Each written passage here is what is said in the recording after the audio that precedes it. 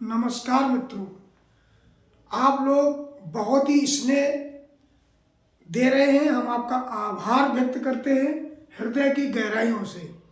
आज हम आपके सामने लेकर आए हैं अर्थालंकार का एक भाग है उपमा अलंकार। तो आइए, बाकी हमारे अलंकार का तीसरा भाग है। पहले और दूसरे में मैंने शब्दालंकार की बात की थी। आज हम अर्थालंकार का उपमा अलंकार से बात कर लेते हैं। जब काव्य में किसी वस्तु या व्यक्ति की तुलना किसी अत्यंत प्रसिद्ध वस्तु या व्यक्ति से की जाती है तो उसे उपमा अलंकार कहते हैं। उदाहरण से समझते हैं। पीपल पात सरस मन डोला।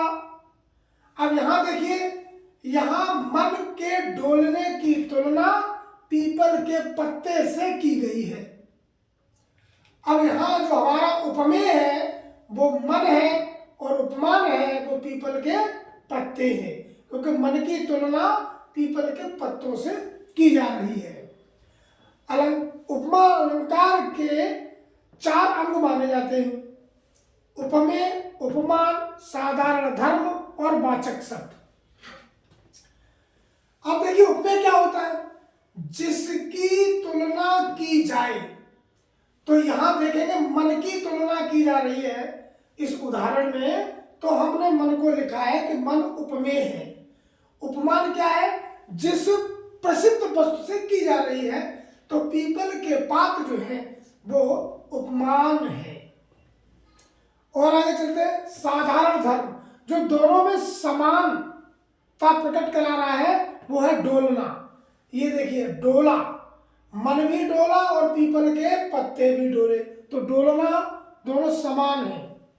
फिर आते हैं वाचक शब्द। उपमेय और उपमान में समानता प्रकट करते हैं।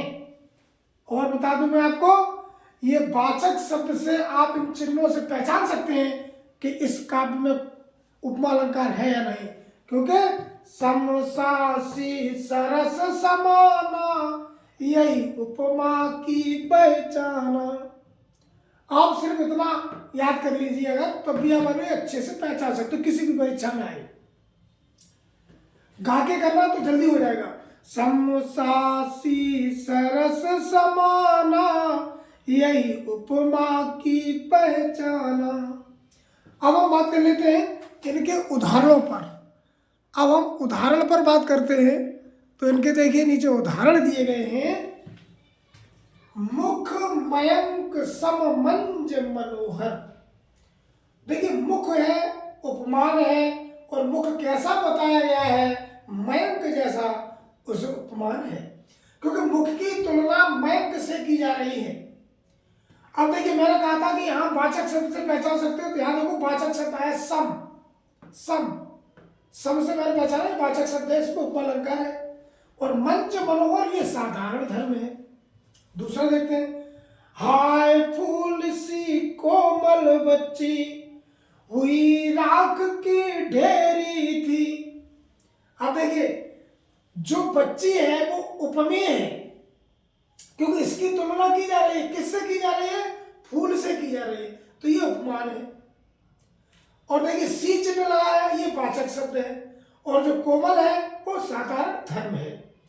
तो कहने का मतलब है कि यहाँ जो फूल, हाय फूल सी बच्ची, कोमल बच्ची, हुई राख की ढेरी रे।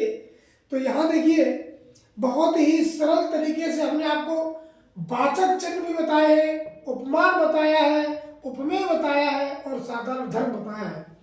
आशा करता हूँ दोस्तों आप सभी को बहुत अच्छे से समझ में आएगा। जय हिंद, जय भारत।